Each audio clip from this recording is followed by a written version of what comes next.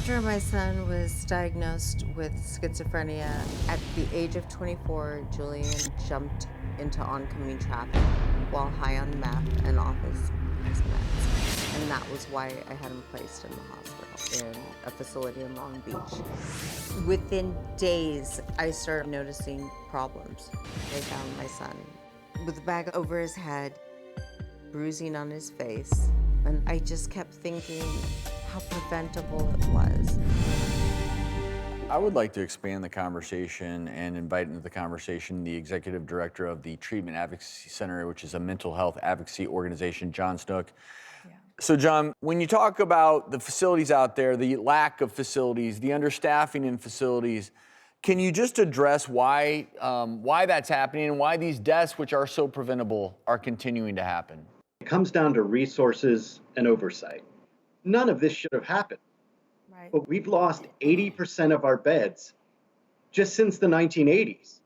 So what that means is families have no opportunities to doctor shop, to look for a new treatment facility. You have to go with what's available.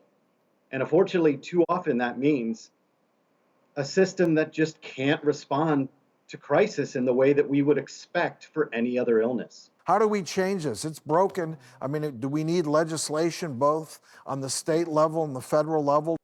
Exactly. At the end of the day, we need the federal government to stop discriminating against mental illness and provide funding for these facilities.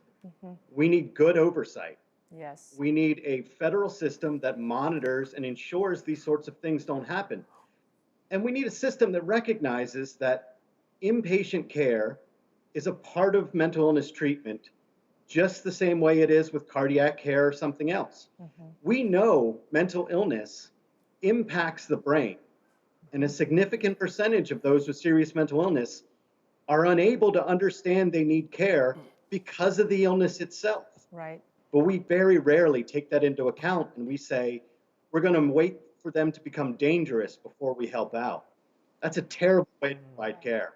Paris, you were Julian's sister. You said that you two shared a unique bond as brothers and sisters do. What would you like other people who may be going through a similar situation as a family, what would you like them to take away from this? I would just let them know that this is the hardest part of the process, which is just being able to show up for my life and be fully present, even though there's grief and discomfort. Yes. And what has helped me and what would help them is just starting with the individual and starting within you and knowing that you have the ability to love yourself and to express yourself. And I think our message is self-love leads to self-expression, which leads to healing. I think mental illness is so isolating. It's such an individual experience.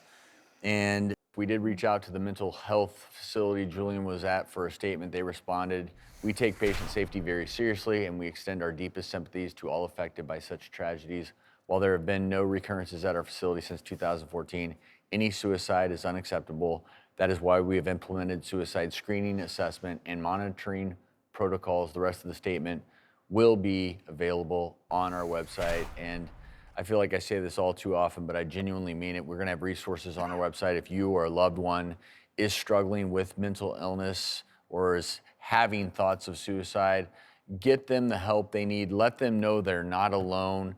I want to thank you, John, for the work that you're doing as a mental health advocate. And certainly me and Paris, thank you for sharing the story of Thank you Julian for and having Kristoff us. with us.